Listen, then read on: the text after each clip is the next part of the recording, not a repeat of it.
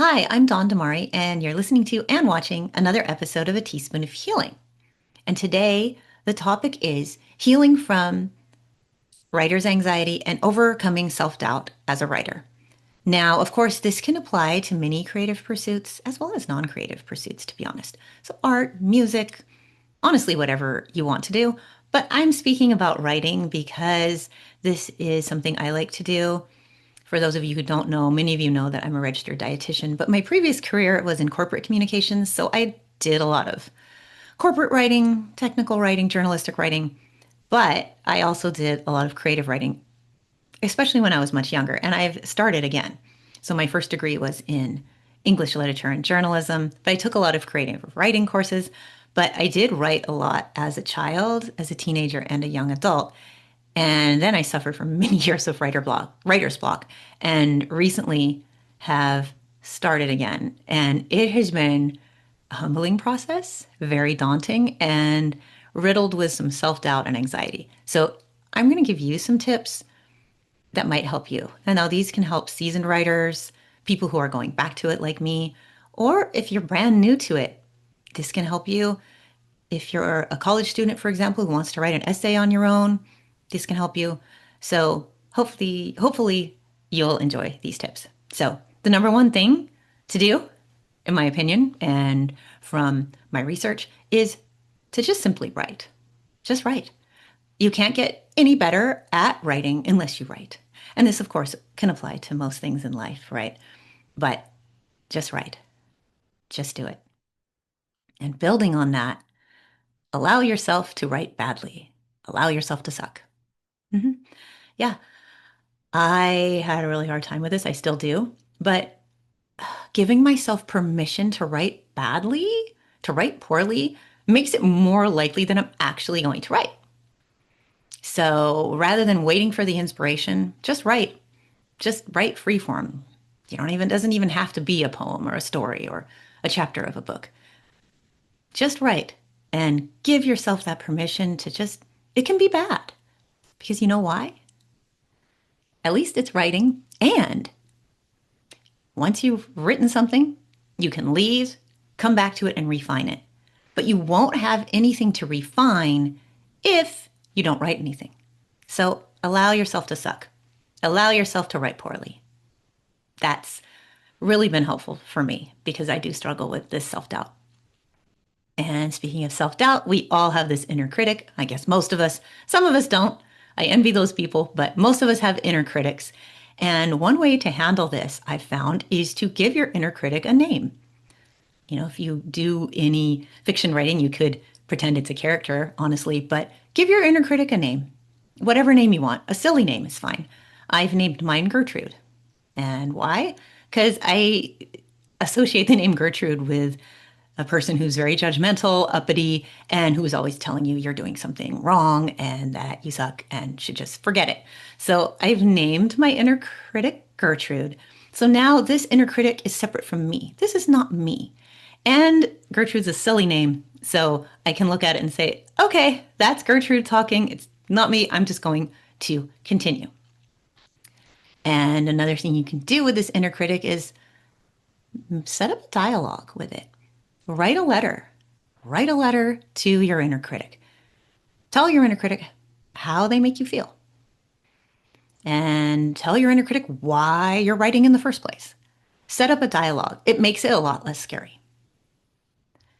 And another tip that I should have said at the very beginning is to know your why. Why do you want to write something? Again, this can apply to a lot of things. Why do you want to create something? Why do you want to draw something? Why do you want to write that song? Why do you want to take up a new exercise program? What is your why? For many of us who do write, many of us have had stories sitting in one part of our head for years, decades even. And our self doubt has prevented them from coming out into the world or just getting onto the screen or onto paper, maybe never even being released to the world, right? For me, that's my why. I feel like I really need to get these stories out. I've had them in me for a long time and I just want to get them out. So, what is your why? There could be many different whys. Maybe you want to get published. Maybe you want to self-publish. Maybe it's just something you want to do for fun. Just figure out what your why is. And from there, just again, just start writing. Another thing that's really important to do is to read. Now, this is something that a lot of us don't do anymore as much as we should or at all. And I've had to force myself to do it, and I've actually been enjoying it. Over the years, a lot of us have replaced reading with, Netflix, which is fine, doom scrolling on Instagram Reels or TikToks, that's fine, honestly. But if you want to get better as a writer, you have to read. Read the works of other writers. Now, mind you, this doesn't have to be the classics. Unless you're taking a class where they assign War and Peace, you don't have to read War and Peace. You don't have to read James Joyce's Ulysses, okay? You don't have to read a classic. You can read something you enjoy and read something that is related to what you're writing.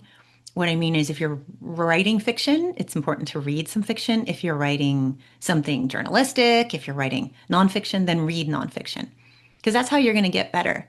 And make sure it's something you enjoy. I'm reading a book from a lesser known author. I wish I could remember her name. Unfortunately, I don't because I don't have it right here with me. But it's kind of a story about the paranormal, which I find really interesting. And it's a story about a woman and they live in, and there's a young girl she befriends, and there's a lot of ghosts in the town. And there's a ghost that someone she used to know that this young girl can contact. It's really, to me, I love the story. It's suspends reality, which I love, and I am really enjoying it. So read something you enjoy. Don't force yourself to read something that you don't enjoy because then you're not going to do it, right? There's no point in doing that unless you have to for a class. And speaking of classes, try to leave unhelpful comments in the past. Now, this could apply to you if, say, you are just wanting to try writing and maybe you remember an English teacher from high school who just said, "You can't spell, your grammar sucks." Just, a lot of really unhelpful criticism. Or like me, I took creative writing courses, even though I was a journalism major and English lit major. I took creative writing courses in college, and man, I can still remember some of those professors. Some of their criticism was valid, but some of it was just really unhelpful, very pretentious, and honestly, it put me off writing creatively for a long time. It really did. And when you think about it, those people, they don't remember the comments they said to you. Well, they just moved on with their lives. They stick with us for a long time, especially if these comments happened as a child, a teen, or as a young adult. We internalize these and make them bigger than they should be. So my advice is just to forget it. Leave those in the past and move on. But building on that, however, is to learn how to take constructive criticism. Open yourself up to critiques. If you write a piece, try to join a writer's group. Take another creative writing course if you can handle it. And put your work out there and get the criticism and try not to be as sensitive. For me, it's much easier as an adult. I actually haven't done this yet, but I'm going to. But it is with other things much easier as an adult, as I've gotten older, to handle criticism. I'm much less sensitive even than I was 10 years ago, for example. When we're young, though, we're oftentimes more sensitive. And oftentimes the stars in our eyes and a lot can just get, obliterated by some comments. But there's a lot of constructive criticism out there that it's really helpful to listen to because that's how you're going to get better if you want to. For me, I want to get better. So learn how to take those constructive criticisms, learn how to critique others as well, because other people may ask you for critiques. And it's okay.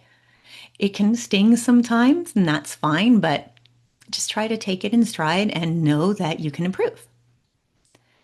And my second to last tip is if you're writing something especially long, like if you want to write a book or something like that, is to divide it into smaller tasks and set smaller goals. You can make a spreadsheet with dates. There's many ways you can do this, but break it up into manageable chunks so you don't just think about, oh my gosh, I've got to write a whole book, forget it. No, just break it up into small chunks. This could also apply to short stories. Just write 2 pages. Make a spreadsheet. I will write 2 pages by Friday or X date. And that can make it a lot more manageable and more likely that you will do it. And lastly, and this is really important, just know that it's never too late to start something like this. You are not too old. Don't listen to people that tell you that. These could be coming from parents, well meaning friends that, yeah, just forget about it. Or what? You're not a writer, or you haven't done that in ages. No, you're you are not too old. It is never too late. And many people don't start doing this actually until an older age or middle-aged or whatever age you are. You can do this. You are capable. And just again, just start doing it. Start writing if that's what you want to do. That's what this topic is about. Just start painting, just start taking photos, just start writing songs, whatever it is, because you're not going to get better unless you actually start.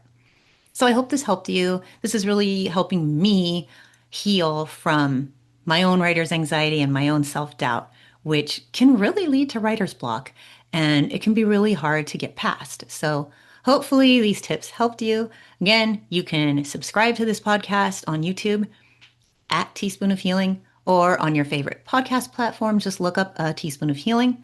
I will have a few more solo episodes about various topics related to healing from things, and as well as I will have some guests, many more guests to come because this is a new season. So thank you for listening or watching, and I hope you have a wonderful day.